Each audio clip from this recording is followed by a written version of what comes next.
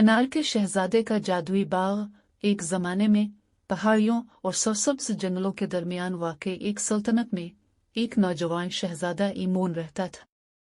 बादशाही के अनार के बाकमाल बागात से उनके मखसूस ताल्लुक़ की वजह से वो अनार के शहजादे के नाम से जाना जाता था। एमन को अनारों से लगाव कम उम्री में ही शुरू हो गया था। इसकी माँ मलिका अक्सर उसे इन सुर्ख रंग के फलों की जादुई खुसूसियात के बारे में कहानियां सुनाती थी। ये कहा जाता था कि वो जख्मों को मुंदमिल करने, हिकमत अता करने और बागात की देखभाल करने वालों को खुशहाली लाने की ताकत रखते थे। जैसे जैसे ईमून बड़ा होता गया, इसी तरह अनार के बागात से इसकी अकीदत बढ़ती गई। उसने अपने दिन दरख्तों की खोज में, हुनरमंद बागबानों से उनकी काश्त के राज सीखने और दरख्तों की नरमी से देखभाल करने में गुजारे। इसका दिल बागों से ऐसा ही जड़ा हुआ था जिस तरह अंगूर के दरख्तों से। एक बदकिस्मत सुबह जब ईमून बाग में से गुजर रहा था, वो किसी दूसरे के बरक्स एक अजीब दरख्त से ठोकर खा गया। इसके अनार एक दूसरी दुनियावी चमक से चमक रहे थे। ईमून एक को छूने के लिए आगे बढ़ा और जैसे ही उसकी उंगलियों ने फल को साफ किया, सुनहरी रोशनी का एक फट इस पर आ गया।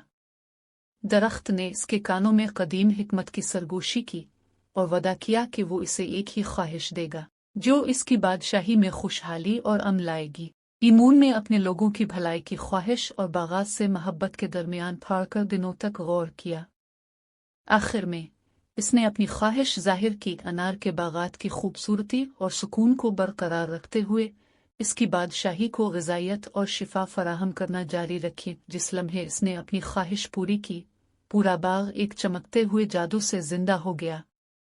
एक ज़माने में आम अनारों में अब ऐसे फल आते हैं जो मीठे, ज़्यादा बकसरत और इससे भी ज़्यादा शिफा बख्श खुसूसियात रखते थे। सल्तनत परवान चढ़ी और लोग नई खुशहाली से लुत्फ अंदोज हुए। ईमून अनार के शहजादे ने बागात की हिफाजत और देखभाल जारी रखी। इसने अपनी बादशाही पर दानिशमंदी से हुक्मरानी की, इस बात को यकीनी बनाते हुए कि अनार के फजलात को पड़ोसी ममालिक के साथ बांट दिया जाए, अमन और दोस्ती को फ़रोग़ दिया जाए। और यूं अनार के शहजादे और उसके जादुई बागात का अफसाना दूर दूर तक मशहूर हुआ। ईमून की अपनी बादशाही के लिए मोहब्बत और अनारों के लिए उसकी लगन आने वाली नस्लों के लिए क़ियादत, हिकमत और इंसानियत और फितरत के दरमियान हम आहंगी की अलामत रही।